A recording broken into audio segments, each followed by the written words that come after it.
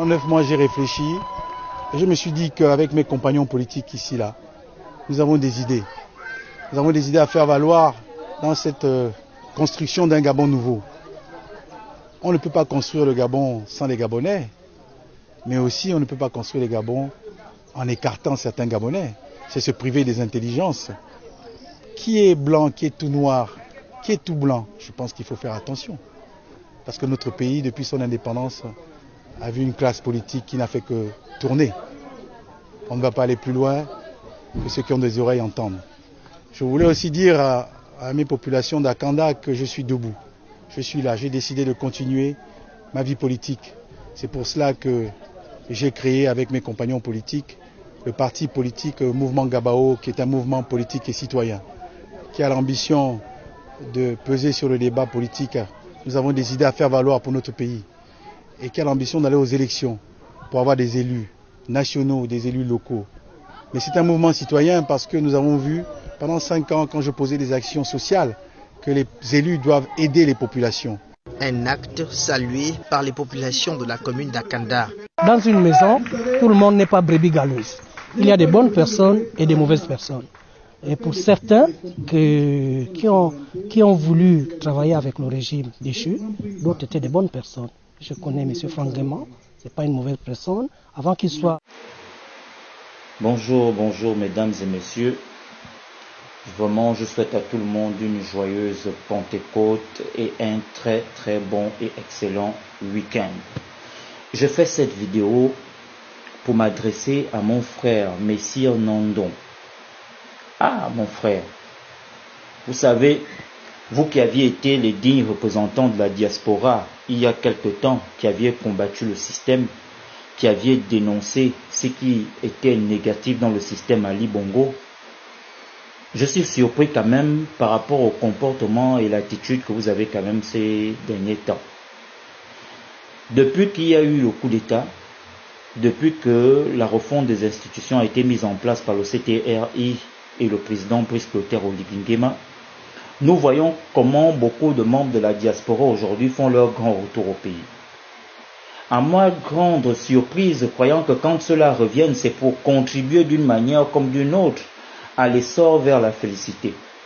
Mais on est surpris que beaucoup de ces acteurs, ces influenceurs, ces représentants de l'opinion publique sur la scène internationale, aujourd'hui font leur grand retour au Gabon et se font nommer. À croire que lorsqu'ils étaient en France, en Angleterre, ceux-là ne faisaient rien. Raison pour laquelle la majeure partie de ceux-là passaient tout leur temps, toujours dans les lives et les directs, et que on avait l'impression que ceux-là ne travaillaient pas. Aujourd'hui, ça se confirme. Lorsqu'on a le retour de plusieurs d'entre eux, qui aujourd'hui reviennent au bercail, au pays, et que disent qu'ils sont revenus au pays pour des motifs personnels et que par après, ils vont rendre visite au président de la République et que quelque temps après, ils sont nommés, ça veut dire qu'en fait, c'était des chômeurs. C'était pas des Gabonais qui travaillaient là-bas à l'étranger, en France ou aux États-Unis ou en Angleterre, c'était des chômeurs. Certains sont venus pour des motifs de dialogue national, mais après le dialogue national, plusieurs ne sont pas repartis en France et partout où ils sont. Beaucoup sont restés encore ici au Gabon, à venir scruter les nominations via les conseils de ministres. C'est quand même triste. Mais si Nando, vous êtes revenu au Gabon, vous vous êtes positionné à l'élection législative en 2023, ça n'a pas marché. Au lieu de repartir en France, vous ne repartez plus en France. Vous voilà maintenant scotché au Gabon. Et par après, nous assistons à la création et à la naissance du mouvement Gabao, que vous définissez comme une association, mais qui aujourd'hui, de par votre discours, vous le définissez comme étant un parti politique. Aux côtés de qui? Aux côtés de M. Franck Guéman.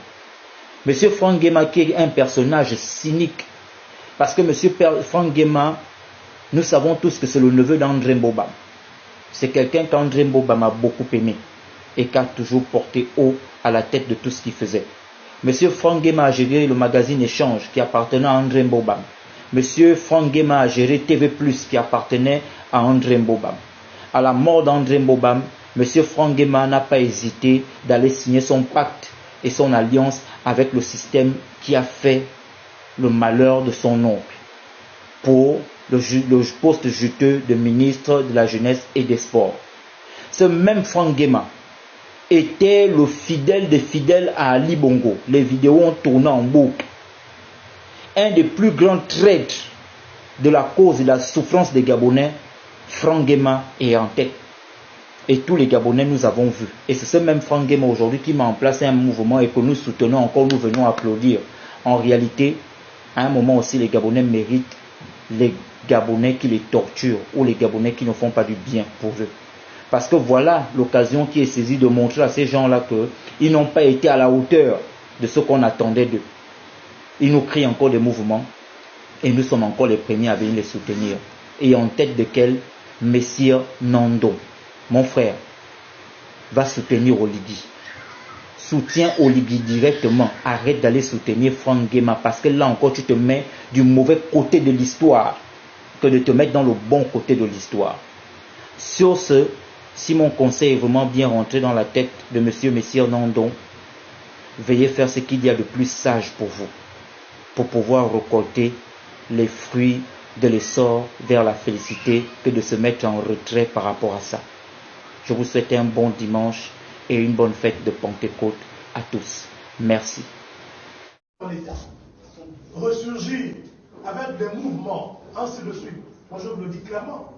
Moi je vu ça comme étant une insulte. Quand je vis un Franck Nguema lancer un mouvement en pleine transition, alors que là, encore en août, il était dans Bongo, oye, et que s'il n'a pas eu le coup d'État, nous en serions morts, et ce sont eux qui devaient faire le tour des presse, des organes, pour dire oui, il n'y a pas eu de mort. Il n'y a pas eu de mort. Ainsi de suite. Oui, mais on a la grâce aujourd'hui de nous exprimer parce qu'il y a eu un coup d'État. Mais s'il n'y a pas eu de coup d'État, tous ces gars qui sont en train de ressurgir, sans scrupule, au lieu de prendre même du temps pour faire le deuil de ce qu'ils ont fait dans l'ancien système, là, ils ressurgissent. Ils créent des mouvements. La vie, elle est belle. Ils ne sont pas inquiétés. Non, non, du tout. Ils sont dans le meilleur pays du monde. Il y a 8 mois, ils encourageaient Ali Bongo à reproduire ce qu'il a fait en 2016. Assurément qu'on aurait bombardé le QG des acteurs de l'opposition, on aurait tué des gens, il y aurait eu des fausses communes. Les mêmes là devaient être là sur la place en train de faire le bruit. Le pays